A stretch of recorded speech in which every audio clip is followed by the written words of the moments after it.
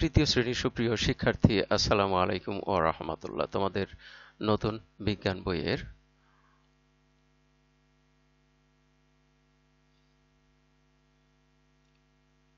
আকার পরিবর্তনে বল এই পাঠটির পরের আয়তন পরিবর্তনে বল এর আলোচনায় সাদর আমন্ত্রণ। আয়তন পরিবর্তনে বল রয়েছে 65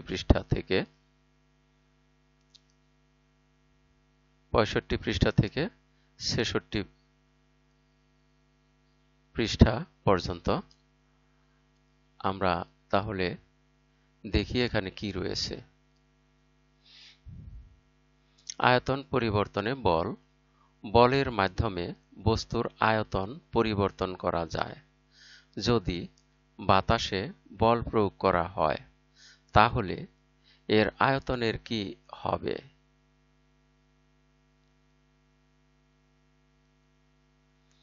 বল কিভাবে বস্তুর আয়তন পরিবর্তন করে? কাজ: বলের প্রভাবে আয়তন পরিবর্তন দেখা। যা প্রয়োজন: একটি সিরিঞ্জ। যা করতে হবে: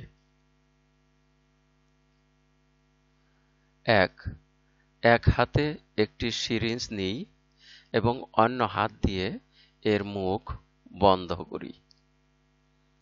এরকম ছবিতে যেরকম দেখা যাচ্ছে এরকম।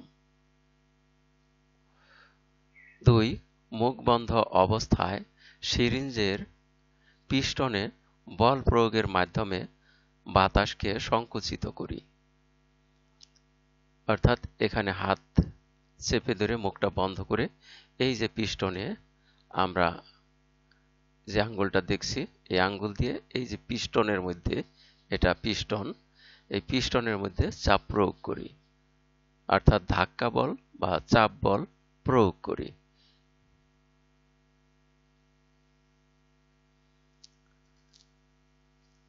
3 নাম্বার, সিরিঞ্জের ভেতর বাতাসের আয়তন পরিবর্তন পর্যবেক্ষণ করি। সিরিঞ্জের ভেতরে যে বাতাস রয়েছে এই বাতাসের আয়তনটা আমরা পর্যবেক্ষণ করি। 4. বল প্রয়োগ বন্ধ করি এবং পরিবর্তন লক্ষ্য করি। এবারে আমরা বল প্রয়োগটা বন্ধ করব, অর্থাৎ হাত ছেড়ে দেব, এই আঙ্গুলটা ছেড়ে দেব, পিস্টনের উপর যে বল প্রয়োগ করা হয়েছে তা ছেড়ে দেব। এর ফলে কি হয় এটা লক্ষ্য করব। 5. কিভাবে সিরিঞ্জের বাতাসের আয়তন পরিবর্তন করতে পারি তা নিয়ে আলোচনা করি। তাহলে এখন আলোচনা করা যাক। লক্ষ্য করেছো এখানে ইতিমধ্যে যে সিরিঞ্জের যখন মুখ বন্ধ করা হয় এবং সিরিঞ্জের যে পিস্টন এবং এই মুখ বন্ধের এই মাঝখানে যে জায়গাটুকু এখানে রয়েছে বাতাস। এই বাতাসকে আমরা যখন পিস্টনে চাপ দিব তখন এই বাতাস সংকুচিত হতে থাকবে, যেহেতু মুখটা এক আঙ্গুল দিয়ে বন্ধ করে রেখেছি। ফলে পিস্টন সামনের দিকে আমরা চাপ দিব, এর ফলে বাতাস সংকুচিত হবে, অর্থাৎ এখানে সিরিঞ্জের ভেতরে জায়গা কমে যাবে, ফলে বাতাস সংকুচিত হয়ে যাবে। কিন্তু যখনই আমরা পিস্টনের থেকে চাপ সরিয়ে নেব, অর্থাৎ বল প্রয়োগ বাদ দিব, তখনই দেখা যাবে যে আবার বাতাস সংকুচিত বাতাস আবার প্রসারিত হওয়া শুরু করেছে, অর্থাৎ সেই বাতাসে চাপ দিয়ে এই পিস্টনটিকে পেছনের দিকে নিয়ে যাবে। তাহলে এখানে প্রশ্ন: কিভাবে সিরিঞ্জের বাতাসের আয়তন পরিবর্তন করতে পারি? উত্তর হলো পিস্টনের বল প্রয়োগের মাধ্যমে। তাহলে আসো ফলাফল দেখি। চাপ প্রয়োগের মাধ্যমে সিরিঞ্জে বাতাস সংকুচিত হয়, ফলে বাতাসের আয়তন কমে। আবার চাপ মুক্ত করলে বাতাসের আয়তন বেড়ে যায়। আয়তন পরিবর্তনে বলের ভূমিকা সম্পর্কে আরো কিছু জানি। ধরা যাক তোমার কাছে একটি বায়ু ভরা ছোট বেলুন আছে। বেলুনটিকে শক্তভাবে চেপে ধরলে লক্ষ্য করবে যে এটির আয়তন কমে গেছে। এর কারণ হলো তোমার প্রয়োগ করা বল ভেতরের বাতাসকে কাছাকাছি ঠেলে দিচ্ছে। ফলে বেলুনটি সংকুচিত হয়ে আরও কম জায়গা নিচ্ছে। অন্যদিকে বেলুনটিকে ছেড়ে দিলে ভেতরের বায়ু ছড়িয়ে পড়বে এবং বেলুনটি আবার বড় হয়ে তার আসল আয়তন ফিরে পাবে। এভাবে বল পদার্থের আয়তন পরিবর্তনে গুরুত্বপূর্ণ ভূমিকা রাখে। এখানে লক্ষ্য করো, ছবিতে দেখানো হয়েছে বেলুনটিকে যদি আমরা হাত দিয়ে চাপ দেই তাহলে এটা সংকুচিত হয়, অর্থাৎ ভেতরের বাতাস সংকুচিত হচ্ছে।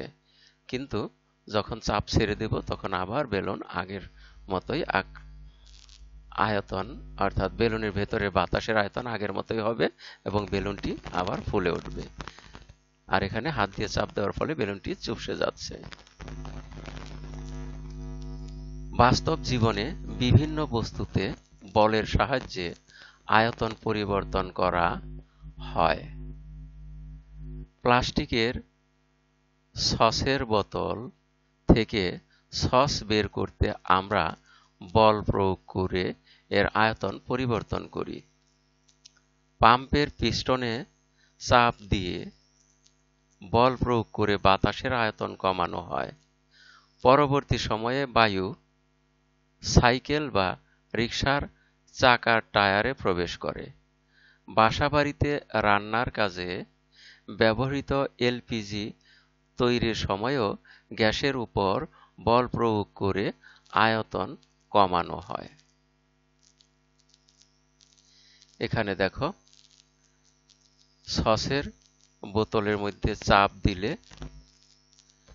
ভেতরের আয়তনটা কমে যায়, ফলে মুখ খোলা থাকলে তা থেকে সস বের হয়ে আসে। আর এখানে সাইকেলের চাকায় পাম্প দেওয়া হচ্ছে। এখানে সিলিন্ডারে যখন এই পিস্টনে চাপ দেওয়া হয় তখন সিলিন্ডারের ভেতরের বাতাস সংকুচিত হয় এবং এই খোলা পাইপের মুখ দিয়ে তা এসে এই চাকার টিউবের মধ্যে পূর্ণ হয়।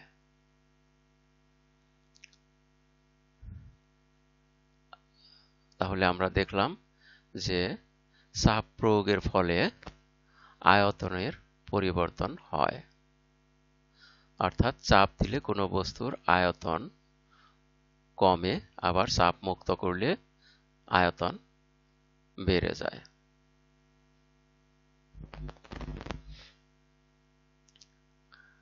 আমরা ইতিমধ্যেই এই ভিডিওর শেষ প্রান্তে এসে পড়েছি। এতক্ষণ ধৈর্য সহকারে সম্পূর্ণ ভিডিও দেখার জন্য তোমাদের সবাইকে জানাই অনেক অনেক ধন্যবাদ। সেই সাথে পরবর্তী ভিডিও দৈনন্দিন জীবনে বল এর আলোচনা দেখার জন্য সাদর আমন্ত্রণ। Thank you very much for watching and keep watching for the next video. Assalamu alaikum wa rahmatullah.